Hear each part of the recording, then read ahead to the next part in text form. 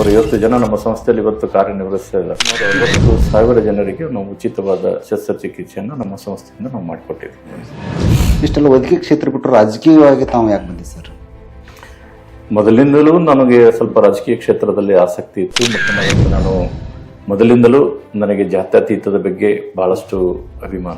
ಕ್ಷೇತ್ರದಲ್ಲಿ ಏನು ಮಾತು ಕಂಡು ಬರುತ್ತೆ ಅಂದ್ರೆ ಅಧಿಕಾರಕ್ಕಾಗಲ್ಲ, ಅಭಿವೃದ್ಧಿಗಾಗಿ ಪ್ರಭುಗೌಡ ಅಲ್ಲದೆಲ್ಲ ಅಭಿಮಾನಿಗಳು ಹೇಳುವಂಥದ್ದು.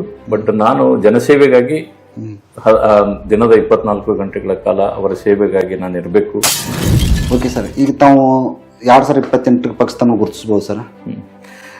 ಪಕ್ಷ ಸಂಘಟನೆ ಮಾಡಬೇಕು, ಪಕ್ಷ ಬಲವರ್ಧನೆ ಮಾಡಿ ನಮ್ಗೆ ವಿಶ್ವಾಸ ಇದೆ ಸರ್. ಪಕ್ಷ ನಮ್ಮ ಈ ಒಂದು ಸಂಘಟನೆಯ ಕಾರ್ಯವನ್ನು ಗುರುತಿಸ್ತದೆ ಮತ್ತು ನನಗೆ ಖಂಡಿತವಾಗಿ ಸ್ಪರ್ಧೆ ಮಾಡುವಂಥ ಒಂದು ಅವಕಾಶವನ್ನು ಕಲ್ಪಿಸಿಕೊಡ್ತಾರೆ.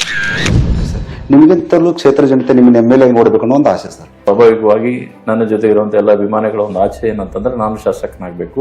ಕ್ಷೇತ್ರದಲ್ಲಿ ಬಹಳಷ್ಟು ರಸ್ತೆಗಳು ಹಾಳಾಗಿದ್ದಾವೆ. ಇವತ್ತು ಗ್ಯಾರಂಟಿಯಿಂದ ಸಾಕಷ್ಟು ಬಡವರಿಗೆ ಬಹಳಷ್ಟು ದೊಡ್ಡ ಅನುಕೂಲ ಆಗಿದೆ. ಹಾಗಾಗಿ ಗ್ಯಾರಂಟಿಯಿಂದ ನಮಗೆ ಹಿನ್ನಡೆ ಆಗಿದೆ ಅನ್ನೋದು ತಪ್ಪು. ಕ್ಷೇತ್ರದಲ್ಲಿ ಅಭಿವೃದ್ಧಿ ಆಗ್ತಾ ಇಲ್ಲ, ಯಾಕಂದ್ರೆ ನಮ್ಮ ಸರ್ಕಾರ ಇಲ್ಲ, ನಮಗೇನು ಅನುದಾನ ಸಿಗ್ತಾ ಇಲ್ಲ. ಗ್ಯಾರಂಟಿಗಾಗಿ ಬಹಳಷ್ಟು ಹಣ ಖರ್ಚು ಮಾಡ್ತಾ ಇರೋದ್ರಿಂದ ಕಾಂಗ್ರೆಸ್ ಶಾಸಕರಿಗೆ ದುಡ್ಡು ಸಿಗ್ತಾ ಇಲ್ಲ, ಹಾಗಾಗಿ ನನಗೆ ದುಡ್ಡು ಸಿಗ್ತಾ ಇಲ್ಲ ಅಂತ ಹೇಳ್ತಾ ಇರ್ತಾರೆ. ಅದೆಲ್ಲ ಕುಂಟಿನಪ್ಪ, ಕುಣ್ಲಿಕ್ಕೆ ಬರ್ಲಿಲ್ಲ ಅಂದ್ರೆ ನೆಲ ಡೊಂಕನ್ನುವ ಹಾಗೆ. ರಾಜ್ಯದಲ್ಲಿ ಸಿದ್ದರಾಮಯ್ಯನವರು CM ಆಗಿ ಇತಿಹಾಸ ದಾಖಲೆ ನಿರ್ಮಾಣ ಮಾಡಿದ್ರು ಹೆಚ್ಚಿನ ಅವಧಿಗೆ. ಖಂಡಿತವಾಗಿಯೂ ಅವರಿಗಿರುವಂತ ಒಂದು ಜನಪ್ರಿಯತೆ ಅದು ಬಹಳ ಮೆಚ್ಚುವಂಥದ್ದು. ಅವರು ಕೇವಲ ಒಂದು ಜಾತಿ ಧರ್ಮಕ್ಕೆ ಸೀಮಿತವಾದಂಥ ನಾಯಕರಲ್ಲ. ಇವತ್ತು MB ಪಾಟೀಲ್ ಸಾಹೇಬರು ನೀರಾವರಿ ಮಂತ್ರಿಯಾಗಿ ಕೆರೆ ತುಂಬ ಯೋಜನೆಗಳನ್ನು ಕಾರ್ಯರೂಪಕ್ಕೆ ತಂದ ಮೇಲೆ ಇವತ್ತ ಬಿಜಾಪುರ ನಗರದಲ್ಲಿರುವಂಥ ಪ್ರತಿ ಮನೆಯಲ್ಲೂ ಸಹ ಕೇಂದ್ರ ಸರ್ಕಾರ ಅಭಿವೃದ್ಧಿಗಿಂತ ಜಾಸ್ತಿ ಸಮಾಜದಲ್ಲಿ ಒಡಕನ್ನ ನಿರ್ಮಾಣ ಮಾಡಿ ಧರ್ಮ ಮತ್ತು ಜಾತಿಗಳ ನಡುವೆ ಸಂಘರ್ಷ ಮಾಡುವಂಥ ಕೆಲಸವನ್ನ ಮಾಡ್ತಾರೆ.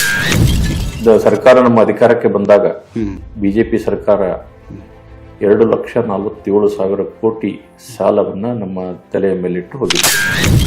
ನನ್ನ ಆಸೆಯೂ ಸಹ ನಾನು ಈ ಬಾರಿ ಚುನಾವಣೆಯಲ್ಲಿ ಇರಬೇಕು ಮತ್ತು ಶಾಸಕನಾಗಬೇಕು ಅಂತ ಹೇಳಿ. ನಿಮ್ಮ FM ವಾಹಿನಿಯಲ್ಲಿ ಜನನಾಯಕ ವಿಶೇಷ ಕಾರ್ಯಕ್ರಮ